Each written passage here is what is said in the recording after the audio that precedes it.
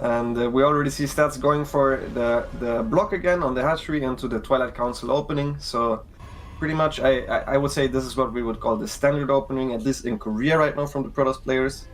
Yeah, so he actually went for a blind Bailing Nest with a Spore every game against Jogo as well, and then every time he realized it wasn't Glaives, he would cancel the Bailing Nest. So this is his response to Glaives, this is what he prefers. So I think it looks very similar to the delayed Roach response, where you want to defend the first 8 adepts with purely Zergling Queen, and then make a Spine at the third, and then for the moment there's 12 adepts, usually there will be Roaches. But I think the way Serral will play against it is that he will morph like 5 to 6 Banelings for the adepts, so they can't shade in all at once. I kind of like it actually. I honestly prefer a Baneling defense over a Roach defense, which I know is not the gold standard, but I believe in this response. Let's just see. I also think for Stats it becomes a little bit terrifying, because Stats does not have a Dark Shrine behind all of this. And if this goes bad, you start having to worry about a counterattack as well, right? And it's hard to go up to 3 bases then all of a sudden. I don't think this is shit you can ever let finish, because there are just a few too many Banelings. But Stats' adept count at this point is growing at a rapid rate. And now we suddenly have 16 adepts on the map. And I don't know if 8 Banelings is enough, so Serral is going to be forced to make even more Banelings. It's worth mentioning as well that there is of course no lair yet. Seems like Stats is actually going to go for it, at least with a couple of adepts here on the south side. And I love how he's doing that, just getting a couple of drones. 5 is already a pretty good start. Yeah, absolutely. And I mean, this is where the Roaches are a little bit better. I agree with you that the Banelings are nicer against the initial shades, but then afterwards it can sometimes become a little bit overwhelming once the adepts actually shade in and get into these mineral lines, where it's hard to engage while they're also a little bit split up.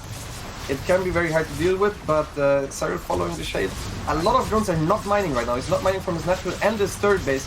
And there's still more adepts coming. Yep, it's actually kind of a disaster, I think, for Serral, because he's just lost multiple queens as well, even if he had a bit of energy.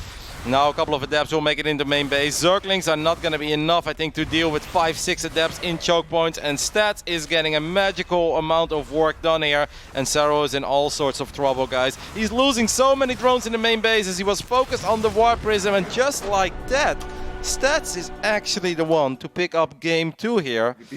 I'm definitely with you. I feel like an Oracle opening would be solid here. I wouldn't even hate seeing a double Stargate on this map, you know? Like open up with a first Stargate, make it all seem normal, and then suddenly go double Stargate. Because Serral does often make those Roaches when you don't really need them against double Stargate. That's how Hellraiser was able to pick up that victory on Eternal Empire.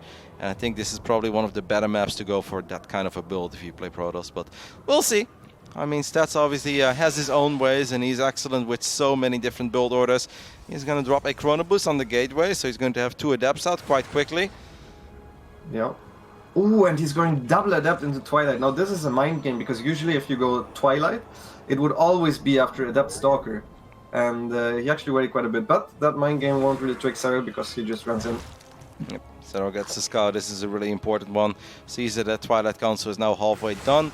Gonna keep a close eye on this adept on the other side of the map. Stats might be able to find a drone for himself here, especially if Serral is messing up. No, good save. Excellent. Yep. Yeah, I mean, I like the Baneling defense, but I gotta say, the way that Stats played it last game, I'm just like, I might actually be eating my own words here. I was like, I don't really know if Serral could have done that much better. I mean, maybe that Spine could have been up a little bit quicker in the third base, and then it's a bit easy to deal with that first split off. Could have maybe saved the Queen, but yeah, I just love the way that Stats executed it and clearly adjusted, because he saw he went up against Banelings, and this wasn't the traditional Roach response. And we do have a Baneling Nest again, so I kind of feel like, all right, new round, new opportunities. This map, of course, is a little bit bigger, so that should normally mean that the first adept attack arrives just a tiny second later. But I also feel that the bases are even more spread out here than they were on Submarine. Yeah, but that's not necessarily the worst thing, because it means that the adepts will have a harder time to actually threaten 2 bases at once. So the adepts, if they start shading from the third, they can't all of a sudden arrive in the main base, and you need to split up your forces as much. So that kind of works into the favor of the Zerg sometimes as well. Now, I believe that it's good that Serral is going for this Baneling Nest defense again, because that's clearly what he practiced, and I think it's better than just trying to adjust on the fly and go for a Roach defense that he never practiced, because it's super hard actually to defend this properly. Seems like Serral's a bit traumatized about losing to the Dark Templar follow-up as well, because he's getting a lot of Spore Crawlers. Spore the third, Spore the natural. He does start the lair up immediately this time. I mean, on Submarine he never actually went up to lair, This time he's just gonna fire it up immediately. I hope he's not taking this lightly. I wouldn't actually mind to see Stats finish up this shade. Then again, it is so hard when there are that many banelings. You probably can't really make that call. And Stats agrees with us. Stats is actually a little bit supply blocked now, so 2 of his adepts are a little bit delayed. Not the biggest of deals. Serral obviously also has a lot of Zerglings, so he can split off some to the other side. And Stats just warped in, so he's actually going to lose that Stalker. He's going to be kind of forced to trap himself. He might... Nope. This time, actually, the defense is really good. Now, we do have a Roach Warren going down as well, just in case Stats is going to stay on 2 bases forever and basically attack Serral eventually with like 20 adepts. I'm actually surprised that Stats warped in 2 adepts on the other side of the map. He let that pylon finish, Lambo. Now 2 adepts are just stuck. Yeah, that was a mistake for sure. We did not mean to let that finish. And Serral this time on top of all the shades. So Stats can't go for the same trickery as he did last game with the 4 adepts to the 3rd base, where you split the Zerg's attention. I honestly feel this is so awkward for Stats, right? It feels like he wanted to either expand or wanted to transition already. I mean, having 24 adepts is really cool, but eventually he needs to do something because he's on 2 bases. He's going to cancel this shade as well. They are even on workers, of course, but there is no transition happening for Stats. Yeah, I feel like if the Zerg would just stay on Dingbane, it would be risky because there might be that many adepts where you can eventually just split them up and go for it, but Serral already thought about that and he already has roaches on the way, so... I'm not sure if Stats can do anything, and I think he agrees now that he puts the Warp Prism towards the main base and just expands, but this is a super late 3rd Nexus. Yep, 6 minutes and 40 seconds. This is sometimes when you see them go to 4 bases. A lot of the queens are actually going to get in position here to deal with this Warp Prism. This Prism will go down. Serral saves his queen as well. These adepts are surrounded by the Zerglings, and this is just not going well for Stats at all. Doesn't really get much done. Has not killed a single drone yet. All right, Serral, so I guess this is what perfect defense looks like. Yeah, he showed us the way this was supposed to work in the first game. Maybe a little bit of a slip up in the first game, and this time just everything going his way. Lambo, this link counterattack can be somewhat promising as well. Of course, Stats can warp in adepts defensively, but this is actually quite a few Zerglings. That shield battery isn't done yet. Where do you even warp in those adepts? Do you go for one of those choke points? He has a few units coming from the natural. Serral will probably not get the Nexus here. And he got a little bit of damage and got a cancel on the battery, so that's decent as well. Now the thing is that Serral actually did defend on a very low drone count until he actually spotted the 3rd Nexus. He was on 47 drones himself, so he didn't severely outmine Stats. Now even though the supplies look pretty even, I still much favor the Zerg's position because a lot of that supply is in adepts, which the moment baneling speed is done, they're really supply inefficient. So no, I'm with you. 20 adepts is just like, it's not going to really help out in a straight up fight.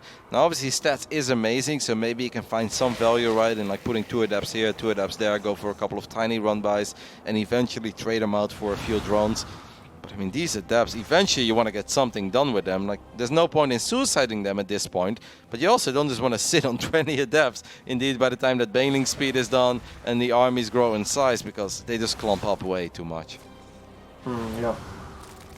And I think for now he will use them in combination with his main army, where he's gonna try to deny the 4th base. I don't think he means to actually kill Serral with this, but as long as he keeps Serral contained on 3 base, that would be good. That was so risky, by the way. Oh my god. Whoa, the Adept Shade finishes up this time. He goes for it. He wants to recall, but Banelings come crashing in. And just like that, Stats loses all of his Adepts. What the hell was that?